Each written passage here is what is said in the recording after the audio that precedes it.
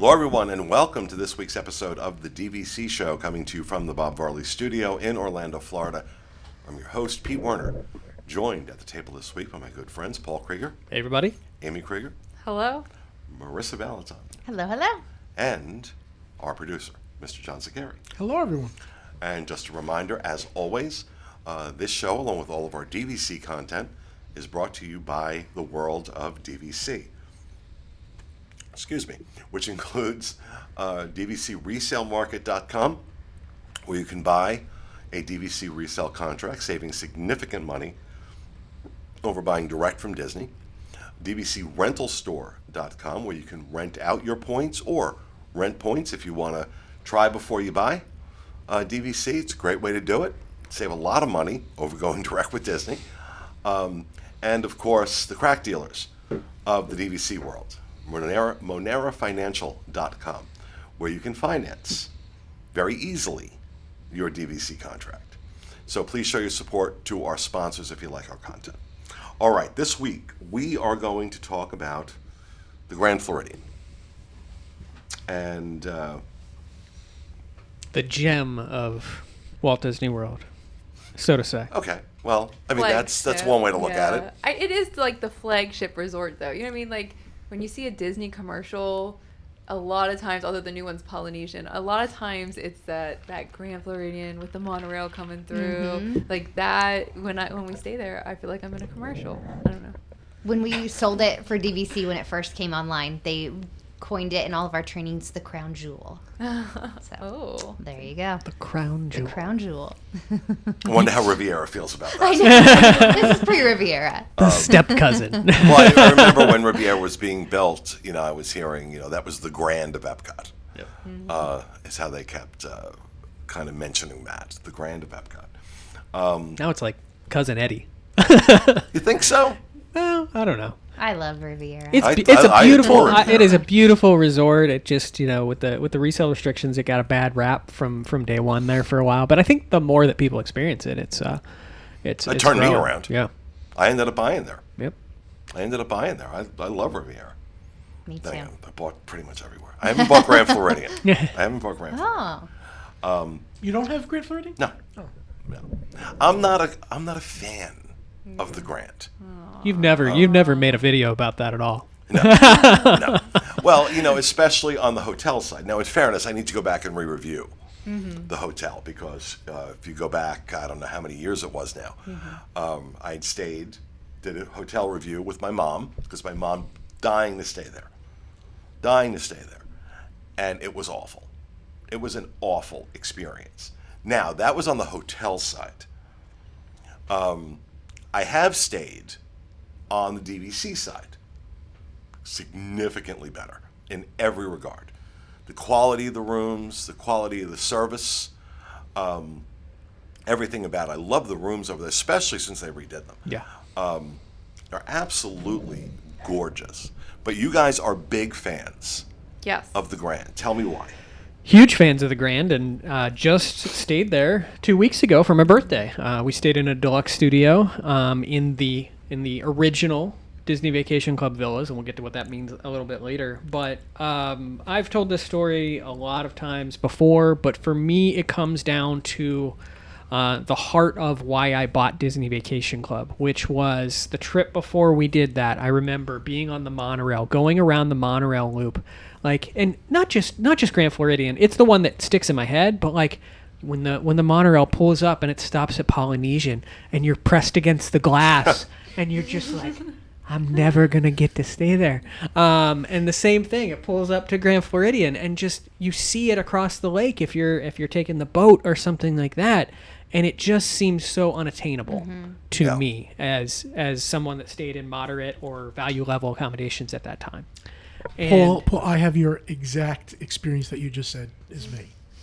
I think we all at some point had, because I remember my first trip ever to Walt Disney World, and same thing. And especially, we had gone as a family, and my aunt was a DVC member for that trip. But when I had to pay, and I was staying at value, and again, you ride that monorail, and you see the Grand Floridian, and you go, I'd never stay here. Mm-hmm. And then you see that there's a way to do it at a much smarter way, and it just changes your whole perspective of 100% Disney World vacations. Yep. Yeah, Is that yours? I love Grand Floridian. We got one night when we first became owners, because at that time it was just the original building. It was much more difficult to get a stay there if you didn't own there, and so we got one night.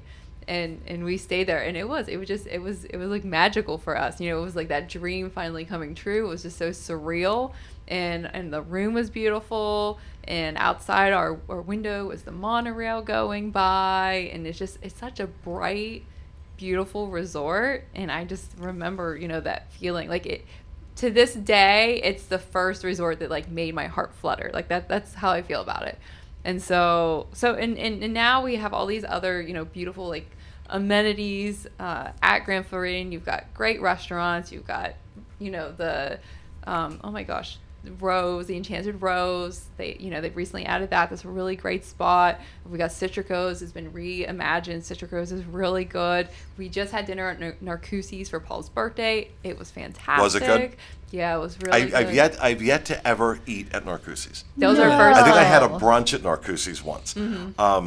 But Citrico's, I did a review of Citrico's last month. And I've eaten there several times. It's one of my go-tos.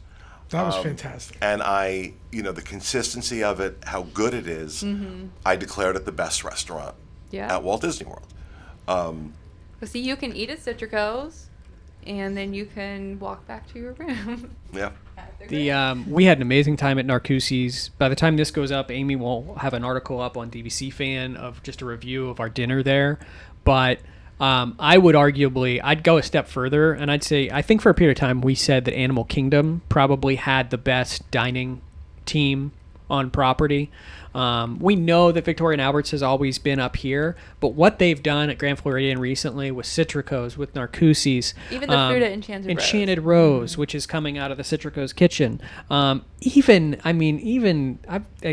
have a good breakfast at Grand Floridian Cafe downstairs. Or I've had some good meals there. Yeah. Yeah, even the quick Gasparilla, the quick service. Yes, Gasparilla is very good. All of these places, the team that is doing the culinary at Grand Floridian is on point right now. And what's fun is you can see some of the same inspiration throughout all of it. So I had an old fashioned at Narcoossee's, and it was very similar to what they're serving at Enchanted Rose, and so you can see some of the same elements being carried over, and it's amazing to just have a consistent place like Animal Kingdom Lodge has been over the years with Chico and Sanaa, and be able to have an amazing dinner there. But you're able to do that. You're also able to watch fireworks from Narcoossee's, which is a great additional thing with that restaurant. So they do pipe in the music on the balcony there.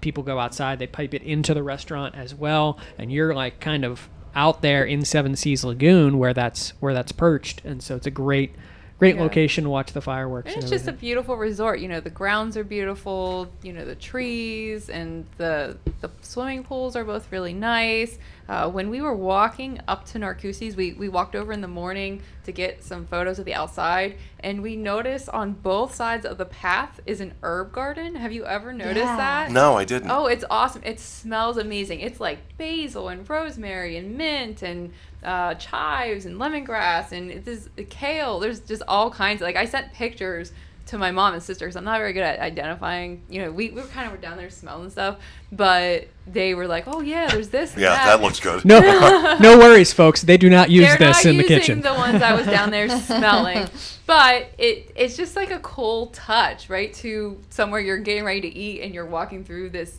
garden of all these really fragrant herbs. I don't know. I love the grounds. I love the buildings. I think they're very beautiful. And the monorail coming through, and now you have this added amenity that you can walk to Grand Floridian. Yeah. It's currently closed because they're working on something, right? Has that reopened the path? They're working on the far building of the resort right That's now, what it which is. I believe is why they've got the walking path closed. But they do have a walking path that goes between Grand Floridian and Magic Kingdom normally now. And for us, I know not everyone enjoys to walk, so you can also take a boat. You can take The monorail. Yeah. But we love that when, the fireworks let out and we're tired and we're ready to go back to our room, instead of having to wait in line for those transportation options, we can just walk right back to our room. I feel like it's such a celebration resort. So, like, the first time we ever stayed there was for my husband and I's 5th year anniversary. And then we stayed there for a big celebration for my son's 2nd birthday. Yep. And we stayed there right in between Christmas and New Year's this year. So it just seems like every time there's some event or celebration, that's our go-to, because it really does have that, like, celebration feel, to your point, for like Paul's birthday. Like, if you're going to choose somewhere to go and celebrate, it's the Grand Floridian. And you can go and have an amazing meal. Or we've been there on New Year's Eve. If you've never been there for New Year's Eve, it's super magical. They have like balloons all up the ceiling, and then they drop them at midnight, and they have this whole, and then everybody starts dancing all in like the lobby. It's just super special. But we used to go and just sit out and find like a patch of like lawn and bring a blanket and have champagne and just sit and watch the fireworks. There's just such a beautiful, exciting atmosphere. And I personally, with the new studio rooms that they've put in, I love those, because for us, we're a family of 3. So I like just having the bed set, like not having to worry about like something pulling out of somewhere or pulling the couch out, like just the 2 beds. We're good to go. A lot of times my son wants to like jump in bed with one of us, so then it makes it easier to sleep on a normal bed versus like a couch pull out. So I love that fact, and just being able to have the firework view right there from your room. It's just, it adds to, again, that kind of celebration feel when you're staying there. Yeah. And speaking of holidays, Christmas Oh, yeah. at Grand Floridian in that lobby with that gingerbread house and that tree. That massive tree. Yeah. No, it's gorgeous. It is beautiful. It is a beautiful resort. How well do these resale contracts sell at Grand Floridian? We have 4 right now. Yeah, I'm looking at it. You have And 4 on the site. I mean, think about the fact that it's been on sale now twice direct, right? And they're still selling it direct. But there's a good amount of inventory out there. So the fact that it's not showing up on resale, people are either buying it to hold it, or they're just going that fast on the resale market. And I think it's, again, one of those kind of no-brainers, because whenever you buy in is the best time to buy in, because it's going to be, like we talked about, the crown jewel of Walt Disney World, right? So if you have to, down the road, I always like to say, like, the worst case scenario, 10 years from now, if you've got to get rid of it, you would like to get rid of a place that's going to be one of the most highly demanded places at Disney World. Yeah. And the price per point at Grand Floridian obviously is higher than a lot of the other DVC resorts. A reasonably priced contract, 280 points right now, going for 167 a point. You have a 1,000-point contract right now that's going for 143. But, Yeah, no, there's a deal. you know, there's a deal. Add-on-itis. Yeah, really. But you know, so it does come at a premium. It does come at a premium, but so does the experience. Like I said, the DVC side of it, you know, people assumed that when I did the review of the hotel side, I was talking about all of the Grand Floridian. I hate the Grand Floridian. That's not the case. I was reviewing the hotel side specifically, and not the DVC side. The DVC side, in my opinion, much better. Much better. Yeah, and I think that value is always going to be there with this property. You know, anything that's right there on Seven Seas Lagoon, you know, Polynesian, Grand Floridian, Bay Lake Tower, those have always been high demand properties across the board, and they always will be, because they're right there on the footsteps or on the front door of Magic Kingdom, essentially. Yeah, and Bay Lake Tower pricing isn't much different on the resale. I'm looking you have a lot more of them, but you're still looking at 150, 160, 170 a point on the resale market for Bay Lake Tower. Yeah. So. Yeah, all of those are great resorts that are holding their value. At Grand Floridian, we touched on this a little bit already, but it is now 2 separate buildings. And if you buy points, whether you buy resale points or direct points, you're getting access to both of those buildings that are now part of their Disney Vacation Club Association. So the original villas are that big building that's off to the side. If you pull up to the front of Grand Floridian, and off to the right is where it's called the Villas at Disney's Grand Floridian Resort and Spa, and that was the original villas that were built in. They went on sale in 2013. Okay, yeah. So and I think it sold so quickly. It was it's a smaller property, and it sold so quickly, and the demand was so high that's what then triggered them to convert one of the original buildings for the Grand Floridian Hotel into Disney Vacation Club as well. So that is now the Big Pine Key building, which technically, just thinking about it, it's the closest building to the villas, is the additional villas. And what that also brought is a bunch of studio accommodations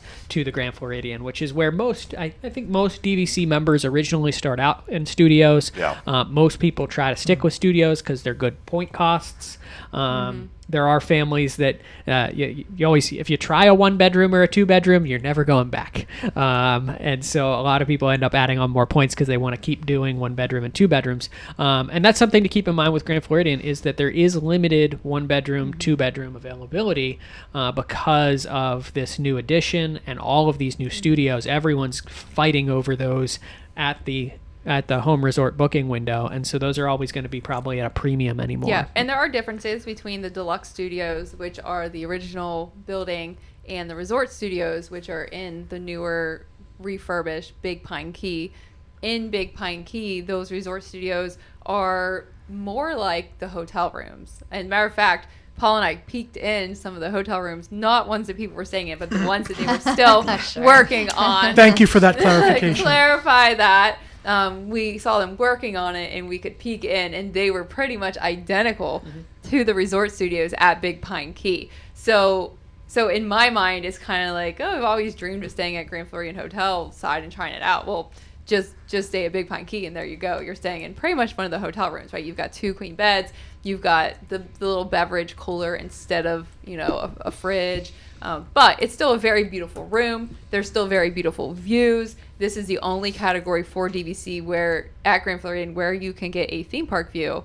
There are, there's other rooms that can see some of the fireworks and stuff like this, but like an actual dedicated theme park view.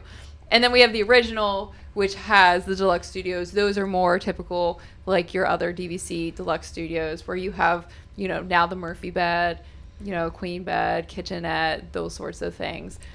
So those are the differences. And they've been investing a lot in this resort too. They're fixing up. So, they have done the new villas now, which are still on sale. They are now flipping, as you said, all of the current other additional external buildings. And then sometime later this year, early next year, I believe it is, they're moving on to the lobby and the main building at the Grand Floridian. So this whole resort, come 2025-ish, is going to be all brand new and going to continue to have some of the best dining and amenities. And we haven't even mentioned the spa yet. They've got a great spa. I've not been there since it sort of became, it's just the Grand Floridian Spa now, I think it is. Yeah, it used to be owned and operated by Senses Spas, but we've had great experiences there in the past.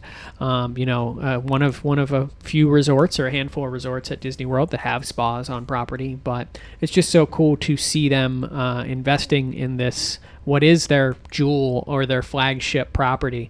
And speaking of jewels, nice segue, eh? Speaking of jewels, just to point out, Victoria and Albert's actually is in the running for a Michelin star. We don't know whether or not we have to assume that most likely they're going to get a star or more, but they've at least been announced to be included in the 2023 Michelin Guide. Them just getting a Bib Gourmand or something like that, that would kind of probably be a slap in the face for that restaurant. So it'll be interesting to wait and see what comes out, but definitely they're doing good things there. And I just want to point out, you were talking about how the newly renovated hotel rooms are pretty much identical to the studios in Big Pine Key.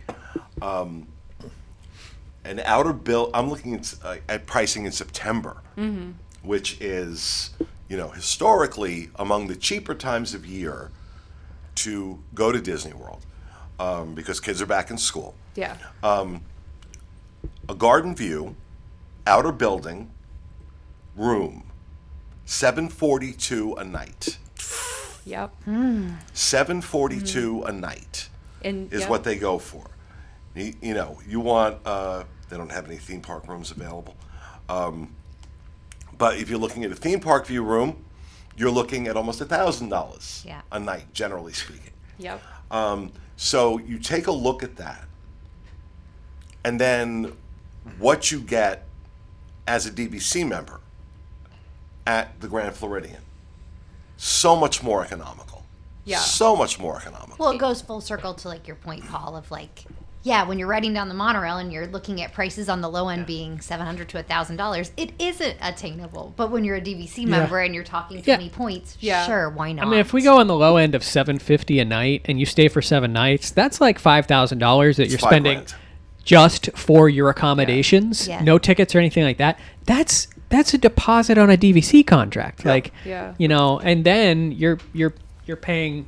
Pete, were you looking at a weekend or a weeknight in I was looking at September? a 7-night stay. Okay, Looking at so a 7-night stay. in September. So yeah, and for reference, that same type of room, so the resort studio, you're talking about garden view, so that's going to be the same as standard view for the DVC, because that's the ones that overlook the resorts, which is the garden, and 16 points a night September for Sunday through Thursday, 20 points a night Friday and Saturday. So That's a lower point season for them, isn't yeah, it? and Yeah. he's looking at And 700 and something a night. so that's on So the figure low end. $750 a night Yeah. is what you're going to pay, and that's just the hotel side. Yeah, That's just the hotel side. Versus 16 points. 16 points a night. 20, yeah, at the most. 20 points a night Yep. on DVC. So there's value there. There's real value there. Yeah. Maybe I should do that. Maybe I should go review the DVC side with Mom. Yeah. That'd be awesome. Go to Narcoossee's. Take it. Well, neither one of us eat seafood, so we'll They see got how some- that. They have, got don't they some- have a decent steak there? They've got some good steaks there. Pork chop, pork rib chop. you got the. It was seafood. It was shrimp pasta. Does it smell though like seafood? Like if you go to No. Paddlefish It or does no? not you- smell like you- Cape May Cafe. Yeah, a lot of people think that Narcoossee's is this very like Cape May Cafe, like big seafood restaurant. They're doing a lot of fresh seafood Yeah. and a lot of good stuff here, but it's a well-rounded menu. They have a good steak on the menu. Their surf and turf apparently is one of their dishes that they are known for. I'm sure you could make it just like a surf and surf if you wanted to, Or a turf and or a turf. turf and turf if you wanted to, or something like that. Amazing desserts. The cheesecake I think that Amy got. Yeah, it was that's one of amazing. their signature desserts that they have there as well. So they're doing some good stuff there. It was a great dining experience. So I'd be curious to get your take. Yeah, I got to go. Let's try that. Let's try and see if we can grab. I'll sit on the other side of the table, and then if it's terrible, you can just slap me halfway through. Okay. Okay. I'll slap you. Or pass the food over I'll to slap you. you. That's giving me permission. So all right, that is a look at the Grand Floridian at Magic Kingdom. That's a little bit Grand Floridian. Technically, We're 4 it's at the shows in. Magic It is at the Magic Kingdom, right? Very close to the Magic Kingdom. And that's going to do it for our show for this week, folks. We hope you enjoyed it. We'll see you again next Monday with another episode of the DVC Show. Have a great week.